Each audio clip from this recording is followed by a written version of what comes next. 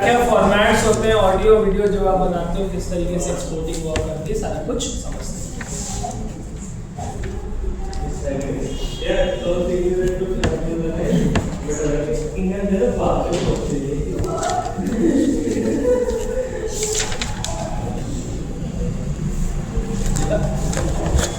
Suppose करो मैंने कोई भी यहाँ पर इस तरीके से वीडियो है प्लेस करा दिया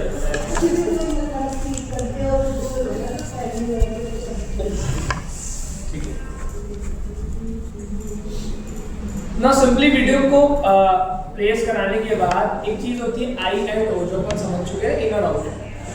तो आप किसी भी सीन में इन लगा सकते हो कि कहां से पार्ट एक्सपोर्ट कराना है, आउट लगा सकते हो। अगर पूरा वीडियो लेना है तो पूरा भी करा सकते हो।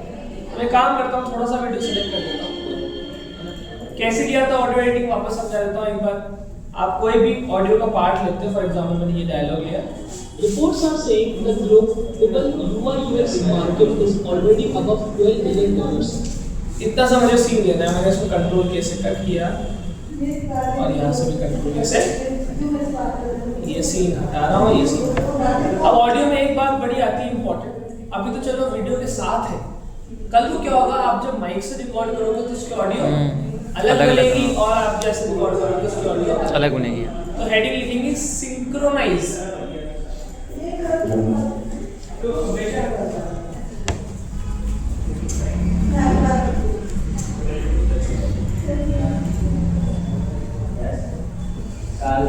सिंक्रोनाइज ये क्या करता है, जितने भी ऑडियोज हैं, अभी जैसे इस पॉइंट ऑफ टाइम पे एक आवाज इसकी होगी, एक आवाज कैमरे की होगी। अब कैमरे की आवाज को इससे मैच कराना है, करेक्ट? तो मुझे सिंक्रोनाइज का यूज करना पड़ेगा, ठीक है ना? अगर नहीं कराता हूं तो मैं जो बोल रहा हूं, मैं जो डायलॉग है वो आगे पीछे मैच होते जाएंगे।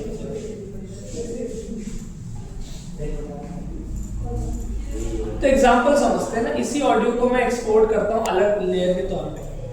अभी क्या है, दोनों साथ में जुड़ी हुई, राइट क्लिक करेंगे और ऑप्शन आएगा अनलिंक का। इससे ऑडियो अलग वीडियो अलग, दोनों चीजें अलग अलग हो जाएगी।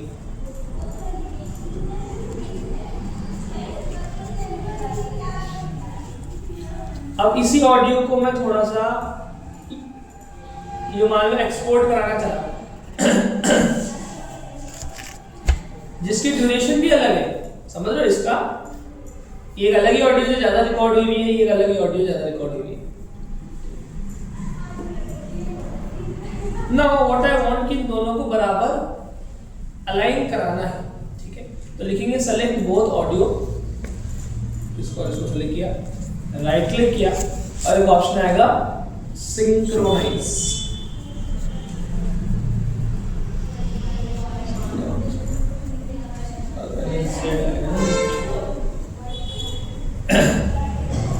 इन दोनों को किया मैंने सिलेक्ट।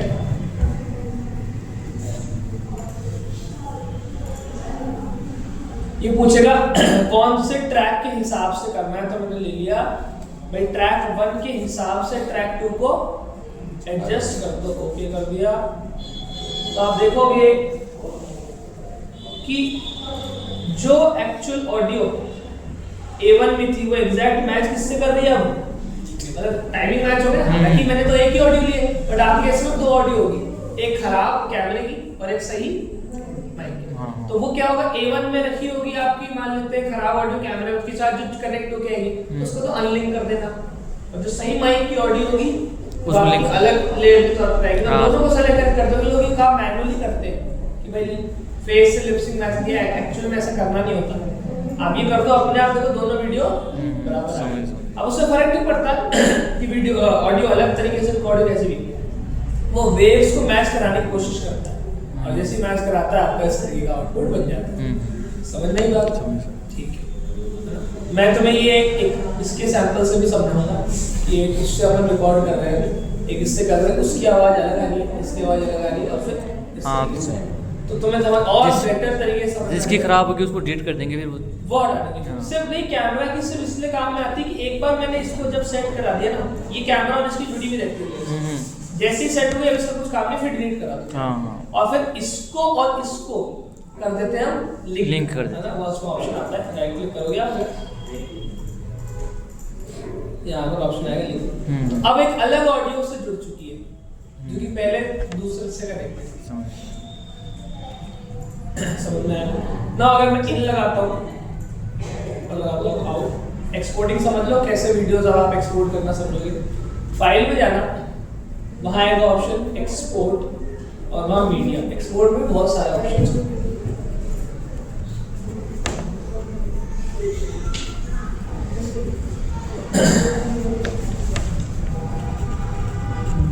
तो सबसे पहले आपके पास पूछेगा फाइल नेम क्या डालना है। मैंने डाल दिया सैंपल एक्सपोर्ट। कहाँ सेव कराना है? मैंने ऐसे कर दिया डाउनलोड्स में। प्रीसेट ले लो। बिटरेट वगैरह क्या होता है, हमेशा इसका मतलब हाईएस्ट बिटरेट लेना होता है। कल को ये चीज लोगों को नहीं पता, व्हाट्सएप पे जैसे हम लोग रिव्यू करते हैं ना, कोई रील बनी होती है, अब रील चढ़ने जाती है 150 MB 200 MB के आसपास। मैं फोन में इतना नहीं चाहता स्टोरेज मेरा भरे। जब भी आप अप्रूवल करवाते हो ना, किसी क्लाइंट हो गया, पार्टी हो गई, कोई भी हो गया कंपनी में, तो आप पहले हल्की क्वालिटी की भेजते हो वीडियो। देखो यहाँ क्वालिटी कितनी 46 14 MB रह गई। ये थोड़ी धुंधली होती है, लेकिन एक बार सब बढ़िया लग रहा है, सब कुछ आपको जम रहा है, फिर मैं हायर क्वालिटी पर डेफिनेटली भेजूं। क्योंकि अगर हर बार हाई बिटरेट पे कराओगे, पहली बात तो फोन में ज्यादा स्टोरेज, दूसरा एक्सपोर्टिंग में उतना ही ज्यादा टाइम लगेगा। ये बहुत ही अनप्रोफेशनल तरीका है काम करने का। तो आप हमेशा अप्रूवल के टाइम पे लो क्वालिटी, जब डन हो जाए सब तो हाई क्वालिटी पे भेजते। तो जैसे मैं एक बार के लिए हाई इतना सा आपका सीन आ रहा है जो एक्सपोर्ट हो गया। देखो ना इनर आउट लगा हुआ है, यहाँ से भी आप लगा सकते हो। मैंने अभी इतना ही सीन लिया है। उसके बाद आ जाओ वीडियो में। एक होता है फॉर्मेट। फॉर्मेट में लेंगे अपन H.264 हमेशा। और अगर आईफोन में अपलोड कर रहे हो, जैसे कई वीडियोस अभी जो रील बनते हैं वैसे एंड्रॉइड से जाएगा, आईफोन से करते हैं तो H.265 लेते हैं। लिख लो H.265 iPhone, H.264 for Android. HEVC file format होता है जो आईफोन की फोटोज का होता है। अगर आपको आइडिया होगा कि आईफोन, मैं लिख देता हूँ ये H.264 एंड्रॉइड प्लस आईफोन। कुछ आईफोन में मिल जाता है। और मेल होता है H.265, ये होता है अपना आईफोन।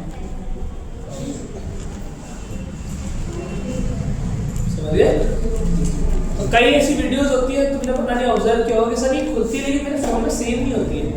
कई वीडियोस में सेव का ऑप्शन आता है आईफोन में, कहीं पे नहीं आता। आपने पता नहीं कभी ऑब्जर्व किया होगा। वो इसलिए होता है कि उनकी जो कोडेक होते हैं वो अलग अलग होते हैं। हालांकि दोनों ही MP4 वीडियो है। MP4 समझते हो? ये आएगी .MP4 में, लेकिन जिस कोडेक के थ्रू हो रही है, इस कोडेक में सपोर्ट दोनों कर जाते हैं कई बार। लेकिन 4K वीडियो वगैरह है तो हमेशा H.265 लोगे अपलोड करने टाइम क्वालिटी उतनी ही अच्छी रहेगी।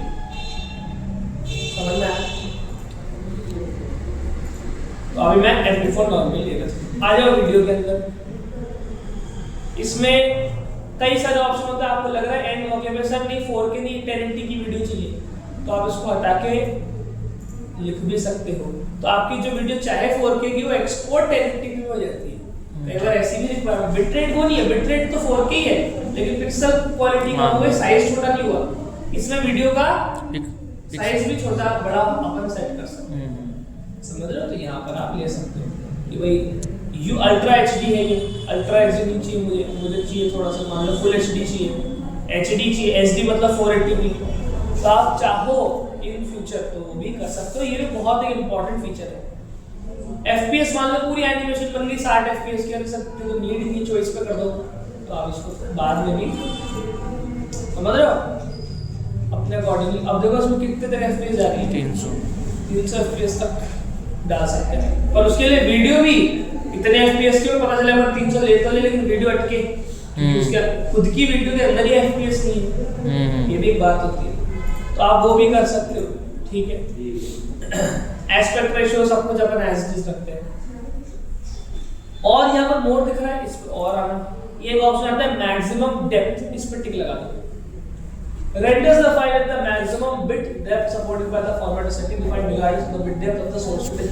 इसका मतलब होता है आपकी जो बिट रेट की क्वालिटी, जो कलर्स है वो और ज्यादा एक्यूरेट आएंगे, तो इस पे टिक लगा लेना।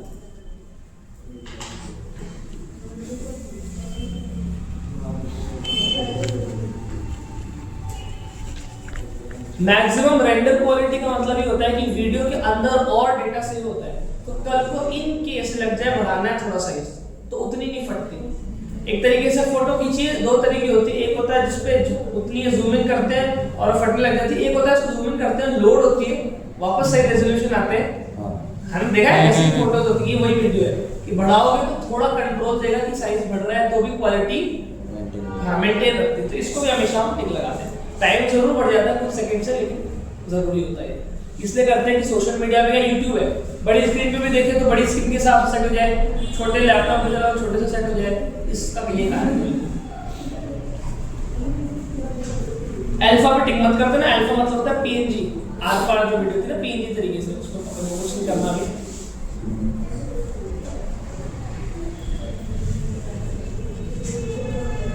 अब आता है परफॉर्मेंस। देखो हार्डवेयर मतलब होता है कि आपका जो सिस्टम है उसमें अलग से ग्राफिक कार्ड का ऑप्शन है, जैसे मेरे में अलग से लगा हुआ है RTX, GTX या RTX लगा हुआ है। अगर आपके में अलग से है तो हमेशा हार्डवेयर लेना है, नहीं है तो हमेशा वो अपने आप ले लेगा बाय डिफॉल्ट सॉफ्ट। और नीचे आ जाओ, लिख लो बिटरेट सेटिंग्स। YouTube के लिए वीडियो बना रहे हैं तो VBR 1 पास ले जाता है।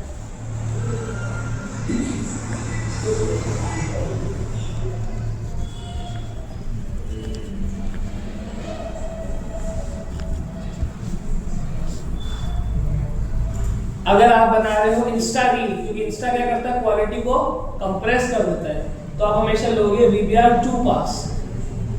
तो इसमें वेरिएबल बिटरेट अच्छी रहती है, मतलब अपन होता है सर वीडियो तो बहुत हाई क्वालिटी की थी, इंस्टा पे डलती है हल्की धुंधली कैसे हो जा रही है, तो इंस्टा के लिए 2 पास लेंगे हमेशा।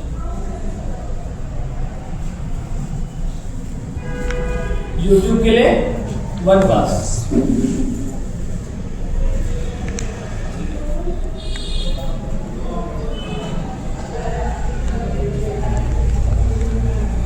बस सारा कुछ काम अपना ऐसे हो चुका है।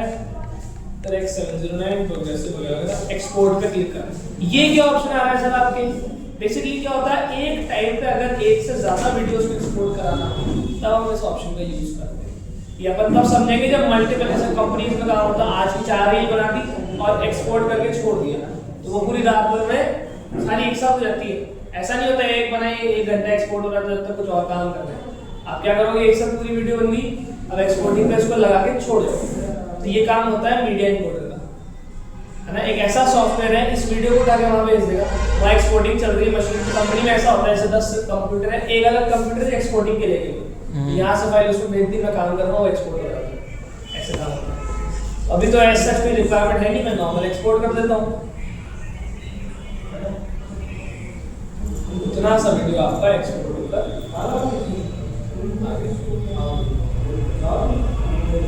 Reports are saying the global उसकी क्वालिटी काफी ज्यादा अच्छी है, समझ में आ गया ना। क्वालिटी को यूज करके आज पूरे वीडियो को इस तरीके से एक्सपोर्ट कराना और फिर मुझे बताना।